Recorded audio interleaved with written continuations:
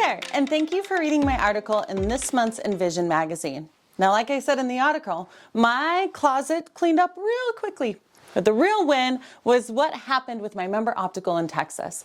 They had really wanted to tackle the opportunities that they knew would help them grow.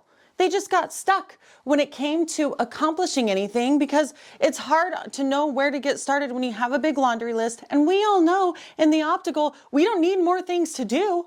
Right? So in this scenario, it's hard to know where to start, and focus is key.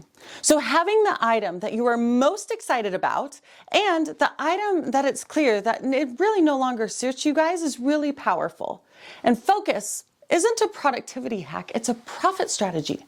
And for those of you that are looking for a beneficial place to start when it comes to cleaning up your optical and is really dealing with your under-showcased brands that are out in your optical. So let me talk with you a little bit about under-showcased brands. Under-showcased brands are brands that have a frame quantity that's too low to effectively sell. How does this happen? Well, quite often in our opticals, we have a good showcasing of a brand, okay? And for some reason or another, this proper showcasing ends up dwindling. Sometimes it's because we're not reordering the frames as fast as we should.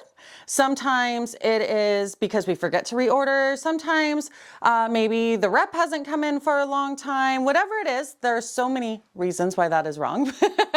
We dive into this in Frame Turn Mastery. But anyway, what happens is for some reason or another, it is not properly showcased anymore. And what happens is once that inventory allotment out in the optical gallery ends up getting to a certain point, it's the kiss of death and the brand's ability to sell.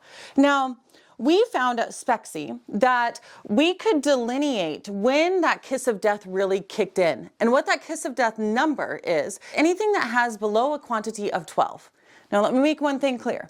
Does that mean you only need 12 frames in order to have an effective showcasing for it to sell effectively? That is not what that means. For many brands, you need many more than that to properly showcase.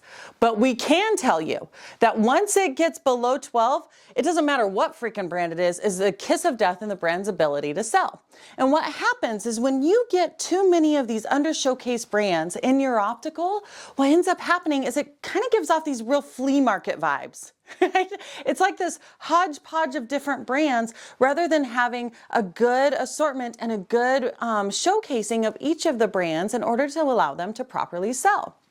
So let's take a look at a few different opticals, because some of you might be thinking, well, Kayla, we have a really small optical, and so it's really not that big of a deal because we just have a little here and a little here and a little here.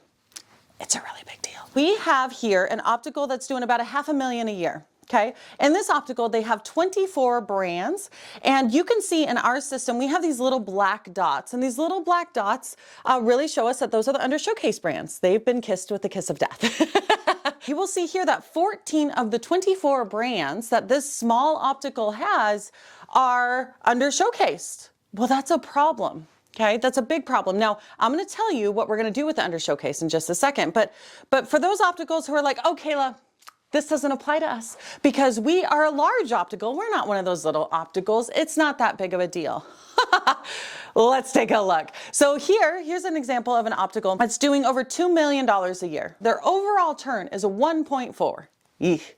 What that tells me is that there's a lot of inventory in there that's not paying their rent. So how do we go about fixing this? You can see those little black dots on each of those brands. Not only do they have way too many brands, but a lot of the brands that they have are massively under showcase. Okay, so what do we need to do? When you have these two different scenarios of a small optical and a big optical, doesn't matter.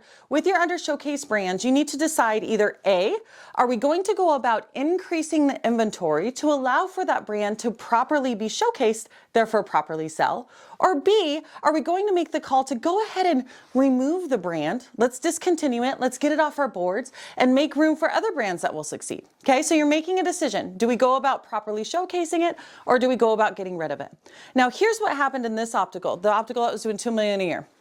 In this optical, what we told them is for the first 6 months, the only thing we want you to do is focus on undershow casing. We want you to make decisions. What are the brands that you're going to keep and invest in that excite you? And what are the brands that don't excite you, don't align with what you're going for, and you guys just want to go ahead and discontinue them, and we can go about getting those off your board. This was the optical 6 months later. Notice that there are very few black dots. So let's go ahead and put these side by side. In 6 months, they took their turn from a 1.4 to a 2.1. Now with the 2.1 turn, some of you might go, okay, that sounds great, Kayla. What does that mean?